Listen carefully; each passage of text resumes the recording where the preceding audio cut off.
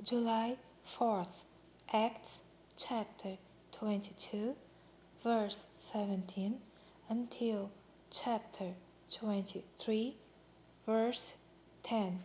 And it came to pass that, when I was come again to Jerusalem, even while I prayed in the temple, I was in a trance, and saw him say unto me, Make haste, and get thee quickly out of Jerusalem, for they will not receive thy testimony concerning me.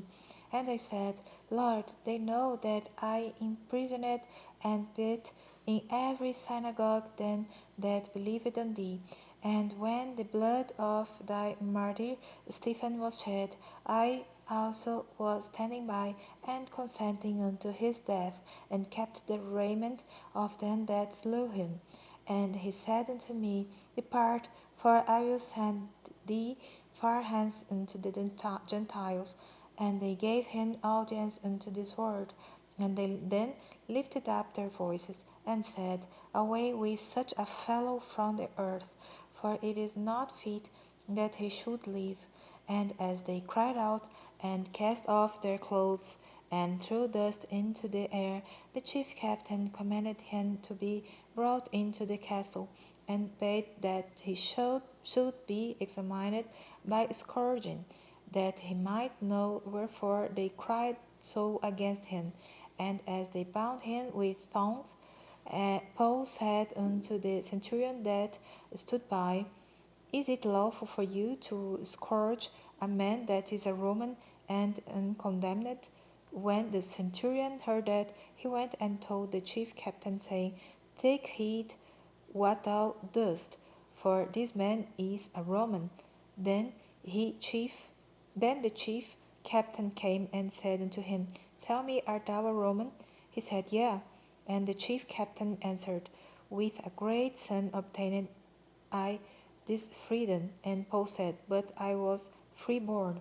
Then straightway they departed from him, which should have examined him. And the chief captain also was afraid, after he knew that he was a Roman, and because he had bound him.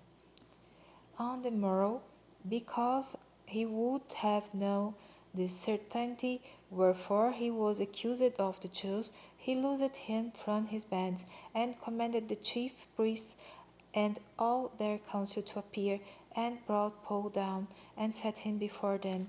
And Paul, earnestly beholding the council, said, Men and brethren, I have lived in all good conscience before God until this day.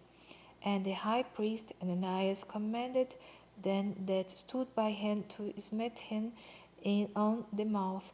Then said Paul unto him, God shall smite thee, thou wicked wall, for sittest thou to judge me after the law, and commandest me to be smitten contrary to the law?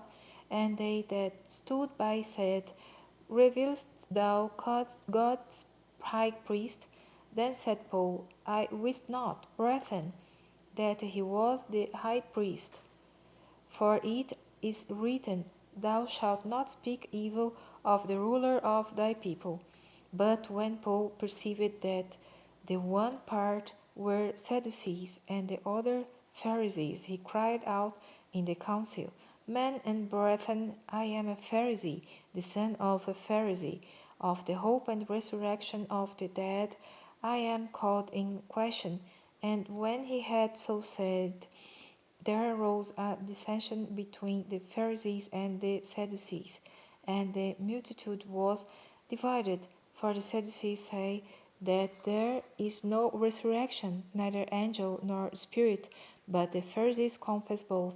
And these arose a great cry, and the scribes that were of the Pharisees' part arose and strove, saying, We find no evil in this man, but if a spirit or an angel hath spoken to him, let us not fight against God.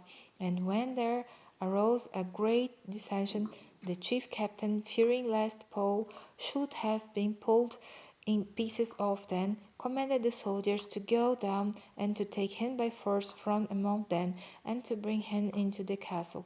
And the night following the Lord stood by him and said, Be of good cheer, Paul, for as thou hast testified of me in Jerusalem, so must thou bear witness also at home.